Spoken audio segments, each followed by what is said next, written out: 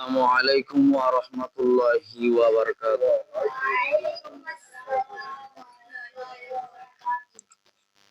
ইন্নাল হামদালিল্লাহ নাহমাদুহু ওয়া নাস্তাঈনুহু ওয়া নাস্তাগফিরুহ ওয়া নাউযু বিল্লাহি মিন শুরুরি আনফুসিনা ওয়া মিন সাইয়্যিআতি আমালিনা। মান ইয়াহদিহিল্লাহু ফালা মুদিল্লা লাহু ওয়া মান ইউদ্লিলহু ফালা হাদিয়া লাহু। ونشهد أن لا إله إلا الله وحده لا شريك له ونشهد أن محمدا عبده ورسوله الذي أرسله بالحق بشيرا ونذيرا وداعيا إلى الله بإذنه وسراجا منيرا.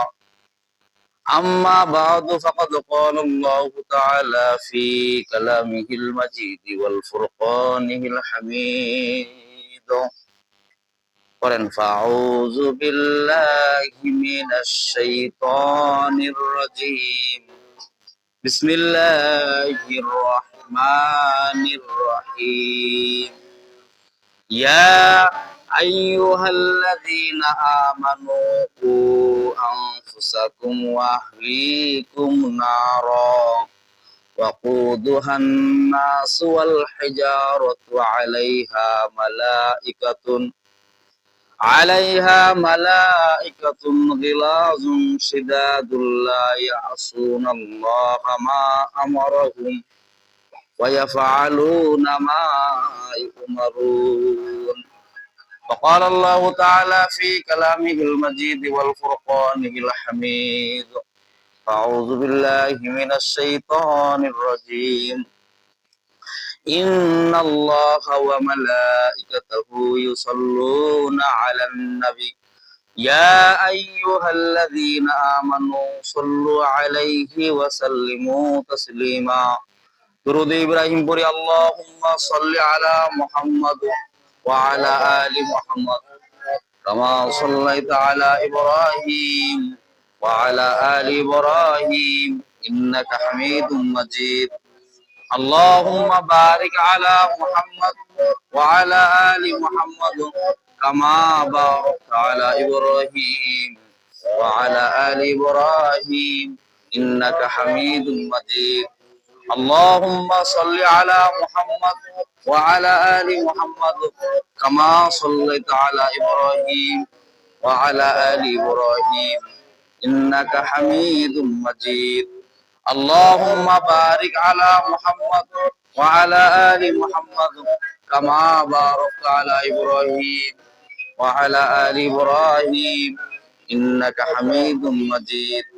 بلغ الأولى بكماله كشف الدجى بجماله حسنت جميع خصاله صلوا عليه وعليه بلغ الأولى بكماله হাসনাতু জামিউ খিসালিহি সাল্লু আলাইহি ওয়া আলিহি।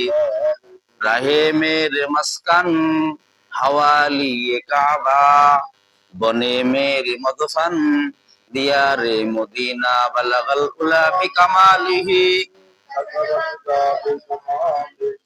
হাসনাতু জামিউ খিসালিহি সাল্লু আলাইহি ওয়া আলিহি। ইমানের পথে অবিচল থেকে আমার মরণ যেন হয়, রসুলের পথে অবিচল থেকে আমার মরণ যেন হয়। তোমারই কাছে মিনতি আমার, তোমারই কাছে মিনতি আমার, ও গো মহিম দয়াময়। রসুলের পথে অবিচল থেকে আমার মরণ যেন হয়, আমিন।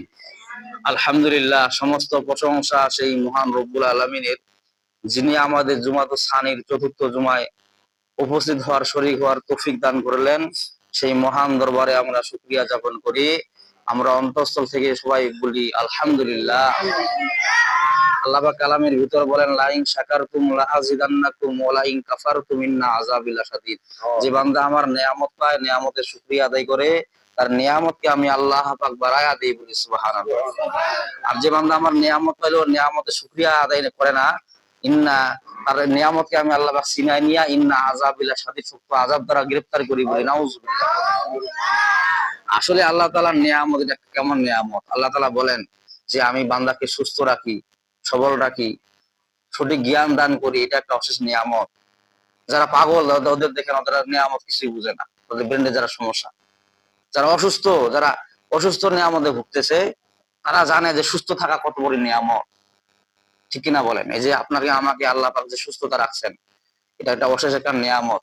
পারতেন তো আল্লাহ আমাকে মনে করেন যে জেলখানার ভিতরে রাখতে, হাসপাতালের মধ্যে ফালায় রাখতে, অসুস্থ হয়ে বিকলঙ্ক হয়ে রাখতে পারতেন, কিন্তু আল্লাহ রাখেন নাই। আল্লাহ আপনাকে আমাকে পছন্দ করছেন। আল্লাহ পাক বলেন যে আমি যাকে পছন্দ করি কেবলমাত্র তাকেই আমার কাজ করার সুযোগ দিই বলি সুবহানাল্লাহ।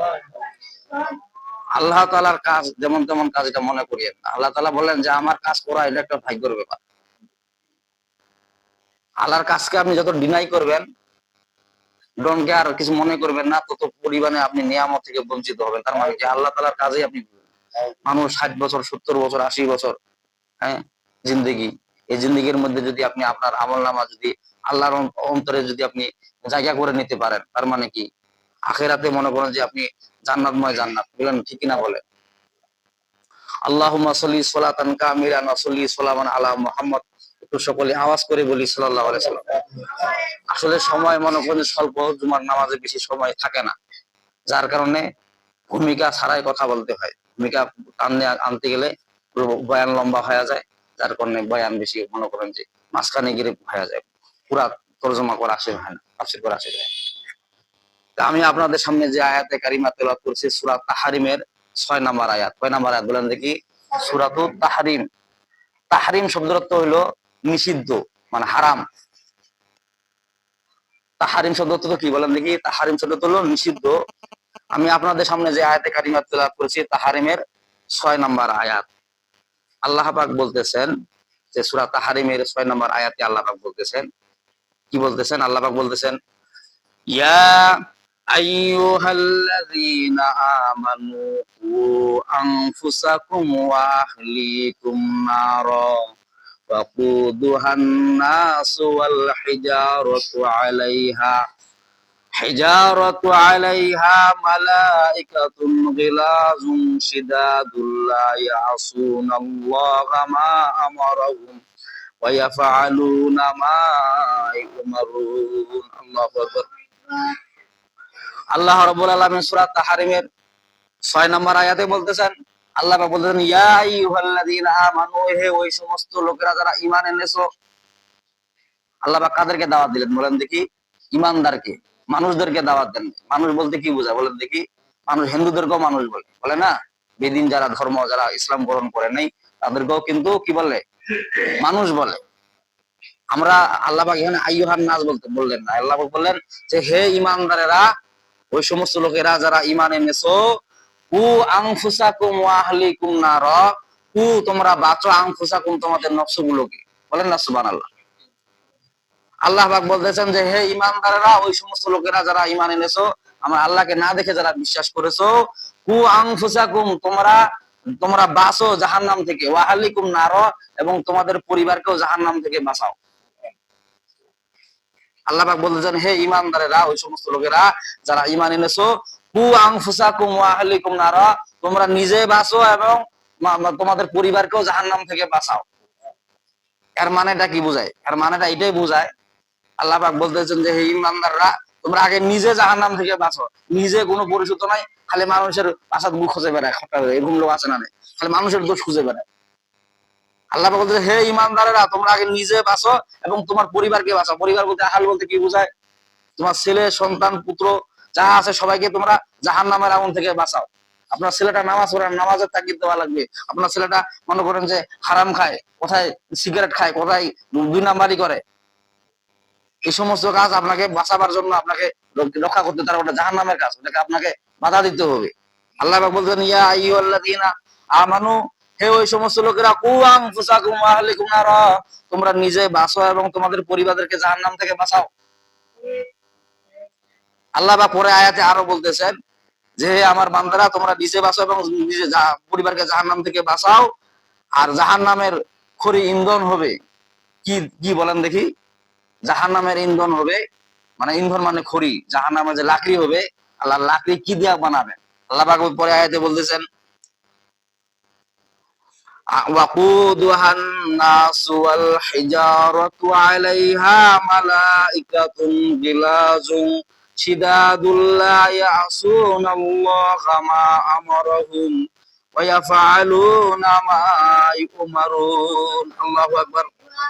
আল্লাহ রাব্বুল আলামিন সূরা তাহরিমের 6 নম্বর আয়াতে বলতেছেন, হে ঈমানদারেরা, তোমরা নিজে বাঁচো এবং তোমার নিজের পরিবারকে জাহান্নাম থেকে বাঁচাও। আর জাহান্নামের মধ্যে খড়ি হবে ওয়ান্নাস মানে মানুষ দ্বারা, ওয়াল হিজারা এবং পাথর দ্বারা। আল্লাহ পাক জাহান্নামের খড়ি করবেন চুলার মধ্যে যত লাকড়ি, লাকড়ি না হলে কি আপনার যদি গোস্ত যদি সিদ্ধ করতে চান, ভাত যদি রান্না করতে চান, চুলার মধ্যে লাকড়ি দরকার আছে না নাই বলেন দেখি? আল্লাহ পাক বললেন যে আমি মানুষ দ্বারা এবং পাথর দ্বারা জাহান্নামের লাকড়ি তৈরি করব। কোন সমস্ত মানুষ? যারা আল্লাহ তাআলার প্রতি বিশ্বাস করে না, যারা ঈমান আনে না, যারা ছেলে সন্তানদেরকে জাহান্নামের আগুন থেকে বাঁচায় না, পুত্র সন্তানদেরকে জাহান্নামের আগুন থেকে বাঁচায় না, এবং পরিবারদেরকে জাহান্নামের কথা বলে না, নামাজের কথা বলে না, পর্দার কথা বলে না, ফরজের কথা বলে না, যাকাতের কথা বলে না, তাদেরকে আল্লাহ পাক জাহান্নামের লাকড়ি তৈরি করবেন। জাহান্নামের লাকড়ি হবে কি বলেন দেখি? দুইটা জিনিস। এক নাম্বার হলো মানুষ জাহান্নামের লাকড়ি হবে এবং পাথর লাকড়ি হবে। আর জাহান্নামের মধ্যে কি হবে? আল্লাহ আরো বলতেছেন, আলাইহা মালাইকাতুন গিলাজুম শিদাদুল লা ইয়াসুনাল্লাহা মা আমারহুম ওয়া ইয়াফআলুনা মা ইউমারুন। আল্লাহু আকবার। আল্লাহ পাক বলেন যে আমি জাহান্নামের ফেরেশতাদেরকে এমন কঠোর বদমেজাজি ফেরেশতা নিয়োজিত করব যাদের ভিতরে কোনো দয়া মায়া থাকবে না। কবরের মধ্যে এক ফেরেশতা, অন্ধ ফেরেশতা আপনাকে যাবে, যায়া আপনার আঘাত লাগা শুরু করে দিয়ে দিবে, ডাঙাডাঙি শুরু করে দিয়ে দিবে।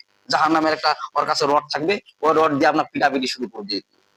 ও তো চোখে দেখা পায় না, আন্ধারের মধ্যে। আর আরেকজন যাদের কি করবে, কানে কথা শুনতে পাবে না, ওই ফেরেশতা আপনার কবরের মধ্যে নিয়োজিত করবে। নিয়োজিত করার পরে আপনাকে প্রচন্ড মার দিবে। মার দেওয়ার পরে কি করবে? সে তো কানে শুনতে পায় না, আপনি দেখা পাবে যে আপনি লাফালাফি করতেছেন, ওই ওরকম কঠোর বদমেজাজি ফেরেশতা আপনার কবরের মধ্যে নিযুক্ত করবে। যেমন মনে করেন আজকে বালক কানের মধ্যে মনে করেন শুনতে পায়। এখন একজন ওর বড় ভাই জিজ্ঞেস করতেছে, যে মোটে তুই টাকা নিব? কছে নিম। কছে মোটে খাবার নিব? কছে নিম। কানে শুনতে পাইতেছে এই জন্য উত্তর দিচ্ছে। কছে কানটা বন্ধ কর, কয়ে বন্ধ করছি। কছে পায়খানা খাবো? কছে খাম। কারণ কানে তো শোনা হয় না। কছে মার খাবো? কছে খাম। কানে তো শুনতে পায় না। ওরকম কবরের মধ্যে ফেরেশতা নিযুক্ত করা হবে, অন্ধ টোসা যারা বোঝা শুনতে পারে না, ওই সমস্ত কঠোর মেজাজের ফেরেশতা আপনার কবরে নিয়োজিত করা হবে। কেন করা হবে? নামাজ না পড়ার কারণে, ঈমান না আনার কারণে, আল্লাহকে বিশ্বাস না করার কারণে, মানুষের সাথে নয়ছয় করার কারণে। এই সমস্ত লোকের শাস্তি হবে কবরের মধ্যে। আল্লাহ পাক বলতেছেন, আলাইহা আলাইহা মালাইকাতুন গিলাজুন শিদাদুল লা ইয়াসুনাল্লাহা মা আমারহুম। আমি ওই জাহান্নামের মধ্যে এমন ফেরেশতা নিযুক্ত করব যারা কানের মধ্যে শোনা পাবে না, টোসা এবং কঠোর বদমেজাজি হবে। ওয়া ইয়াফআলুনা মা ইউমারুন, তারা আমার আদেশ কোনো নয়ছয় করবে না। যতটুকু আদেশ করব ততটুকুই আপনি ওই শাস্তি আপনার কবরের মধ্যে দিবে। তো ইমানদার, ইমানদার কাকে বলে? যারা ইমানদার তারা কখনো মানুষের সাথে নয়ছয় করতে, যারা বেঈমান ওদের তো সবকিছু, ওরা মানুষের সাথে নয়ছয় করতে পারে। আল্লাহ পাক সূরা তাহরিমের 6 নম্বর আয়াতে বলতেছেন যে হে ইমানদাররা, ওই সমস্ত লোকেরা তোমরা নিজে বাঁচো এবং তোমার পরিবারকে বাঁচাও। কারণ জাহান্নামের মধ্যে খড়ি হবে মানুষ এবং পাথর দ্বারা। আর ওই জাহান্নামে আমি আল্লাহ পাক এমন ফেরেশতা নিয়োজিত করব যারা কঠোর বদমেজাজি ফেরেশতা হবে। তার মানে কি? শাস্তির সংখ্যা বাড়াতেই থাকবে। বলেন না নাউজুবিল্লাহি মিন যালিক। এই তাফসীর লিখতে যায়া বুখারী শরীফের ৭৭৪৭ নম্বর হাদিস ইমাম বাইহাকী তিরমিজির মধ্যে লিখছেন, এবং ইমাম বুখারীর মধ্যে ইমাম বুখারী বলছেন যে ৭০৪৭ নম্বর হাদিস, মানে 7047 7047 ৭০৪৭ নম্বর হাদিসে বুখারী শরীফের মধ্যে আছে যে এই তাফসীর ব্যাখ্যা লিখতে যায় একটা একটা বিশ্বনবীর একটা হাদিস উল্লেখ করেছেন, বলেন না সুবহানাল্লাহ। বিশ্বনবীজি যখন কোনো স্বপ্ন দেখতেন রাত্রে, সাহাবীদেরকে 2 ওয়াক্ত নামাজের সময় বিশ্বনবীজি পূর্ব দিকে মুখ করে বসতেন, ইমাম সাহেবরাও বসে। সেটা 2 ওয়াক্ত নামাজ কোন ওয়াক্ত বলেন দেখি? বা আদাল ফজরে বা আদাল আসরে, ফজরের নামাজের পরে এবং আসরের নামাজের পরে মুখ করে বসতেন। মুখ করে বসার পরে সাহাবীদেরকে বলতেছেন, হে আমার সাহাবীরা, আমি গত রাত্রে একটা স্বপ্ন দেখলাম, বলেন না সুবহানাল্লাহ। সাহাবীরা বললেন যে হুজুর আপনি কি স্বপ্ন দেখলেন, স্বপ্নের ব্যাখ্যা দেন। বিশ্বনবীজি বললেন, বিশ্বনবী নবীদের স্বপ্ন হলো ওহী, নবীদের স্বপ্ন কি, কিন্তু আমাদের স্বপ্ন ওহী না। আমাদের স্বপ্ন আমাদের, কারণ আমাদের কাছে শয়তানও আসে স্বপ্ন দেখায়, আল্লাহর পক্ষ থেকেও স্বপ্ন আসে এবং কি শয়তানও আমাদের স্বপ্ন দেখায়, কিন্তু বিশ্ব নবীদের পয়গম্বরদের স্বপ্ন হলো ওহী। তখন ইব্রাহিম আলাইহিস সালামকে স্বপ্ন দেখাচ্ছেন, এটা কি আল্লাহ পাক ওহী, যে তোমার সন্তানকে তুমি কুরবানি করো, ঠিক কিনা বলেন? তো বিশ্ব নবীজিকে আল্লাহ পাক স্বপ্ন দেখাইছেন, দেখা বলতেছেন যে ওহী মানে বার্তা পাঠার জন্য, বলেন না সুবহানাল্লাহ। বিশ্ব নবীজি ফজরের নামাজের পরে সাহাবীদেরকে বললেন, হে আমার সাহাবীরা, গত রাত্রে আমি স্বপ্নে দেখলাম দুটা ফেরেশতা, দুটা লোক আমার কাছে আসছিল, বলেন না সুবহানাল্লাহ। দুজন ব্যক্তি আমার কাছে আসছিল, আসে আমাকে জাগ্রত করলো। জাগ্রত করার পরে বলছে, লিং তলিক মানা, লিং তলিক মানা, হুজুর সামনে চলেন, সামনে চলেন। তোরাক তো মানা, আমি তাদের সামনে সামনে চললাম। চলতে চলতে কিছু দূর রাস্তায় দেখলাম এক লোক হেলান দিয়ে বসে আছে, মানে কি কাঁধ হয়ে বসে আছে। কাঁধ হয়ে বসার পরে দুটা লোক তার মাথার মধ্যে প্রচন্ড পাথর দিয়ে আঘাত করতেছে। যখনই আঘাত করে মাথা চূর্ণ বিচূর্ণ হয়ে যায়, পাথরটা চটকে দূরে যায়, পড়ে যায়। তখন ওই পাথর আনতে আনতে আবার মাথা সবল হয়ে যায়। বিষ্ণুনবীজি বললেন ওই লোক দুটাকে, বলতেছেন বলতেছেন মান হাদা হা উলাই, মান হাদা হা উলাই, এই সমস্ত লোকরা কারা, কাদের, এরা কারা, এর মাথার মধ্যে পাথর দিয়ে নিক্ষেপ করা হচ্ছে কেন? আর পাথর নিক্ষেপ করার সাথে সাথে মাথা চূর্ণ বিচূর্ণ হয়ে যাচ্ছে এবং পাথরটা আর জায়গায় চটকে পড়তেছে, এরা কারা? এটা কি? মান হাজা, এই লোকটা কে? ফেরেশতা উত্তর দিলেন না। ওই দুই লোক উত্তর না দিয়ে বলতেছেন, লিং তলিক, লিং তলিক, হুজুর সামনে চলেন, সামনে চলেন। বিষ্ণুনবীজি আবার কিছু দূর সামনে অগ্রসর হলেন। অগ্রসর হওয়ার পর দেখতেছেন বিশাল আকৃতি একটা লোক, তার মুখের মধ্যে আগুনের পেরাক মারা হচ্ছে, চোখের মধ্যে পেরাক মারা হচ্ছে, নাকের মধ্যে বরাবর ডান পাশে পেরাক মারা হচ্ছে এবং মুখের মধ্যে লোহার গরম পেরাক মারা হচ্ছে, লোহা। যখন ডান পাশে পেরাক মারা শেষ হচ্ছে, তখন বাম পাশে মারা শুরু করতেছে। তখন ডান পাশেটা ভালো হয়ে যাচ্ছে, বাম পাশে আবার ওইভাবে পেরাক মারতেছে। বলছে কতদিন পর্যন্ত চলবে? ওই লোকজন বলতেছে লা ইয়াউমিল কিয়ামা, কিয়ামত পর্যন্ত শাস্তি এইভাবে চলবে, বলেন না নাউজুবিল্লাহ মিন যালিক। বিশ্বনবীজি বলেন, মান হাউলাই মান হাজা, এই সমস্ত এটা কারা, এটা কার, এই কারণে শাস্তি হচ্ছে। ওই লোক উত্তর না দিয়ে বলতেছেন, লিং তলিক মানা, লিং তলিক মানা, হুজুর আমার সামনে আরো চলেন, আপনি আরো দ্রুত গতিতে চলেন। বিশ্বনবীজি তাদের সাথে আরো দ্রুত গতিতে চলতে থাকলেন। চলতে চলতে দেখলেন যে একটা আগুনের একটা গর্ত, আগুনের একটা গর্ত, চুলা, একটা বিশাল একটা আকৃতির চুলা। চুলার মধ্যে দেখতেছেন বিশ্বনবীজি অসংখ্য নারী পুরুষ উলঙ্গ অবস্থায় জাহান্নামের মধ্যে, ওই যে আগুনের মধ্যে ঘোরাঘুরি করতেছে। ওদের আকৃতি চূর্ণ মানে ছাই হয়ে যাচ্ছে, আবার বেড়াচ্ছে ওখানে, মানে বিশ্রী আকৃতি, এবং কি মানে আওয়াজ করে, মানে জোরে জোরে আওয়াজ করতেছে।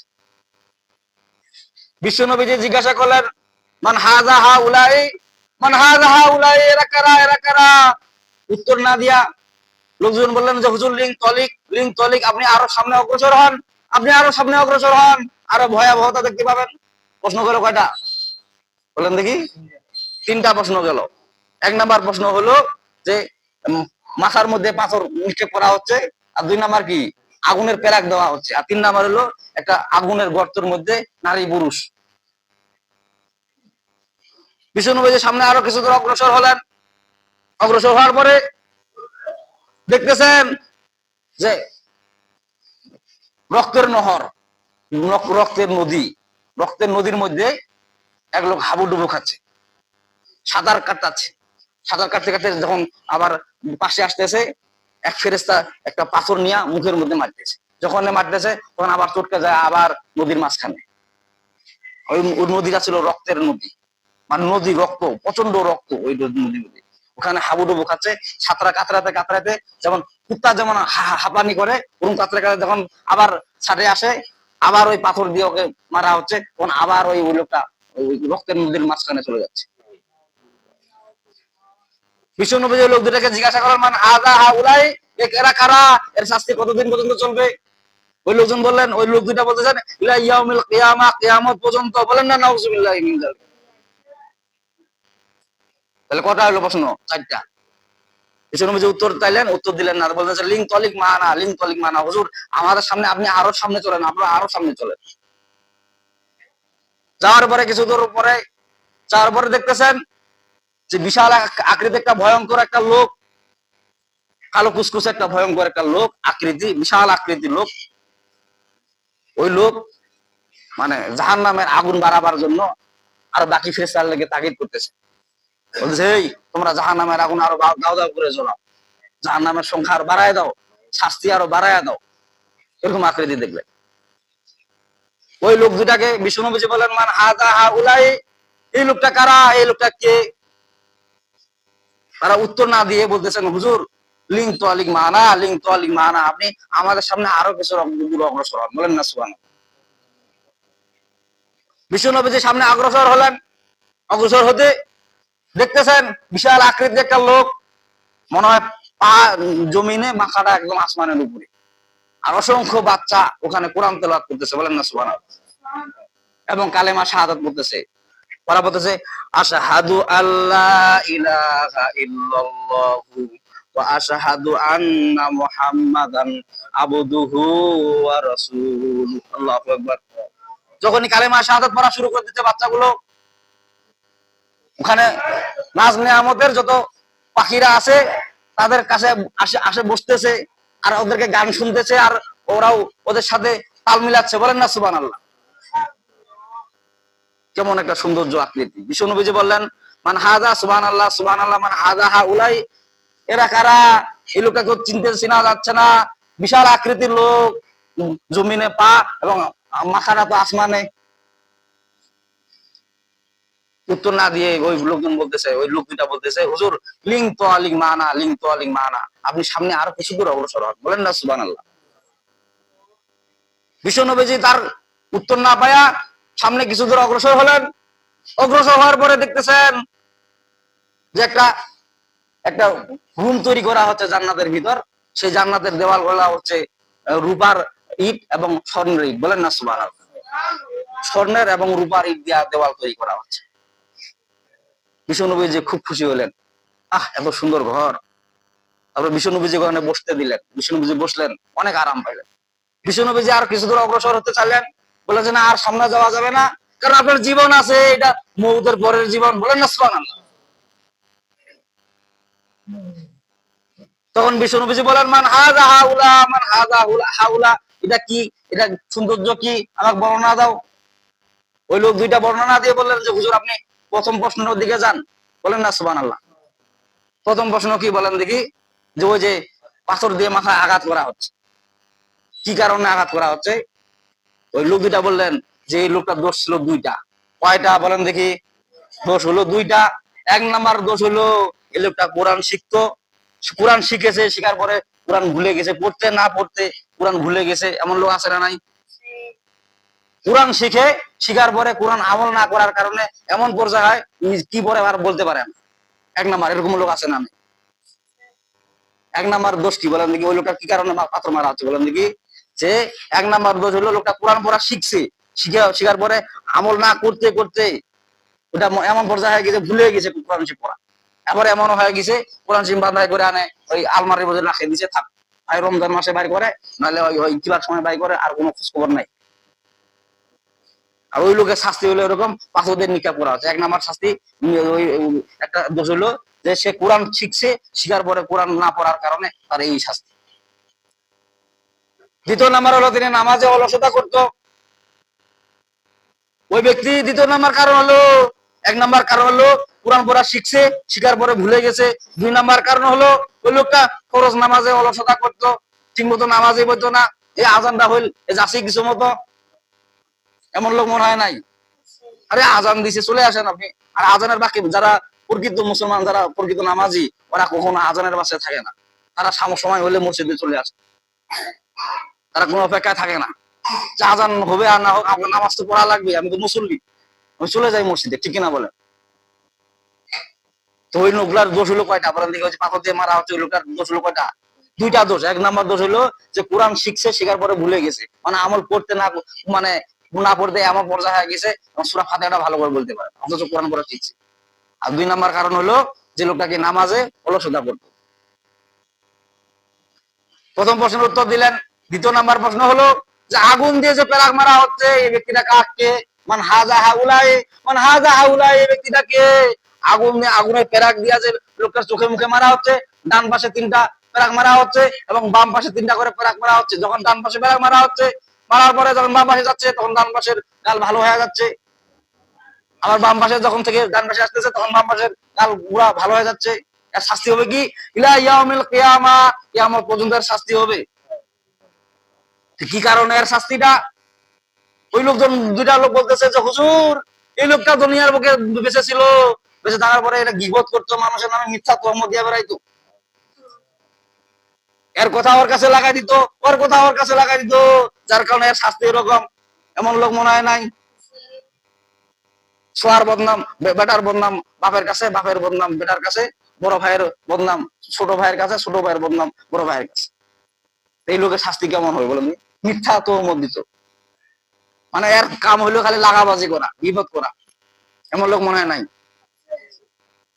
আপনি ভালো কিছু, বিশ্বনবী যে হাদিসের মধ্যে বলছেন যে তুমি যদি ভালো কথা বলতে পারো বলো, না বলে তুমি চুপ থাকো, কারণ কারো ক্ষতি করিও না। দুই নাম্বার ওই লোকটার দোষ হইলো কি বলেন দেখি? তারা গীবত করতো, মানুষের অন্যায় করে গেলে গীবতকারী, লাগাবাজা করে দিত, এই ওর কথা বদনাম, ওই ওর কাছে ওর বদনাম, এটা। আর 3 নাম্বার শাস্তি হলো ওই যে আগুনের কুন্ডি দেখতেছে, নারী পুরুষ উলঙ্গ, তার মানে কি তারা জেনাকর পুরুষ মহিলা, রাস্তার ঘাটে বেকার নারী দেখে কথাবার্তা বলে, মহিলা পুরুষ রাস্তাঘাট তো সয়লাভ হয়ে গেছে, জাহান্নামের মতন একদম হয়ে গেছে, এমন এমন গুনার কাম হয়ে গেছে। রাস্তাঘাটে খালি এই মহিলা দেখলে ওর কথা, আর বেগানা নারীর সাথে আপনি রাস্তাঘাটে কথা বলবেন কেন? আপনি একটা নামাজি লোক, একটা ইমানদার লোক, হ্যাঁ, আপনি একটা মুরব্বী মানুষ, আপনি বেগানা রাস্তাঘাটে মহিলার সাথে কেন কথা বলবেন?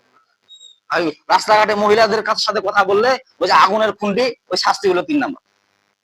আর 4 নাম্বার হলো, 4 নাম্বারে কি ওই যে আগুন, রক্তের নহর, মানে কি রক্তের নদীর মধ্যে লোকটা হাবুডুবু খাচ্ছে, খাওয়ার পরে কাতরাতে কাতরাতে সাঁতার কাটতে কাটতে যখন সাইডে আসতেছে, তখন পাথর দিয়ে তার মুখের মধ্যে মারা হচ্ছে, তখন আবার রক্তের নহরের মধ্যে আবার চলে যাচ্ছে মাঝখানে, বলেন না নাউজুবিল্লাহ। ও যে এই লোকটার শাস্তি কি কারণে হচ্ছে? মানে হাজা হাউলাই, মানে হাজা হাউলাই, এই লোকটার শাস্তি কি কি কারণে, এই কারণে কি কারণে শাস্তি দেওয়া হচ্ছে? ওই লোক দুইটা বিষ্ণুনবীজি বললেন আকিলুর রিবা, আকিলুর রিবা, আকিলুর রিবা। দুনিয়া দেশে বসবাস করতো, সুদ খাইতো, সুদ খাইতো, সুদ করে শাস্তি এরকম। রক্তের নদীর মধ্যে যে হাবুডুবু খাচ্ছে, খাইতে কাতরাতে কাতরাতে সামনে যে আসতেছে, একটা ফেরেশতা পাথর দিয়ে নিক্ষেপ করে তাকে আবার মাঝখানে নিয়ে যাচ্ছে, সে কি করতো জানো? দুনিয়ার বুকে সে সুদ খাইতো, আকিলুর রিবা, তারা সে সুদ করছিল। সেটা কি নামাজি ছিল না? কোথায় নামাজিও ছিল, ইমানদার ছিল, ভিতরে ভিতরে তোরা তোরা সুদ খাইতো, যার কারণে শাস্তি কতদিন পর্যন্ত চলবে? বলে যে ইয়াউমিল কিয়ামা, কিয়ামত পর্যন্ত, বলেন না নাউজুবিল্লাহ। সুদ করার ভয়াবহতা দেখেন, কেমন শাস্তি। হম সেটা 4 নাম্বার শাস্তি জাহান্নামের মধ্যে বিশ্বনবী জাগ্রত অবস্থা দেখাচ্ছেন যে রক্তের নহর, মানে রক্তের নদী, সে রক্তের নদীর মধ্যে লোকটা কাতরাচ্ছে, হাবুডুবু খাচ্ছে, খাদ্য খাদ্য যখন আবার সামনে আসতেছে, এক ফেরেশতা মনে করেন যে পাথর নিয়ে মুখের মধ্যে মারতেছে, যখনই মারতেছে তখন সেই আবারও পুকুরের মাঝখানে আবার চলে যাচ্ছে, বলেন না নাউজুবিল্লাহ। আর শাস্তিটা কি হবে? ইয়াউমিল কিয়ামা, কিয়ামত পর্যন্ত ভাবে শাস্তি হইতেই থাকবে। তো আল্লাহ পাক আমাদেরকে সবাইকে আমল করার তৌফিক দান করুন। আলহামদুলিল্লাহ রাব্বিল আলামিন। যাদের সুন্নত বাকি আছে সুন্নত করেন।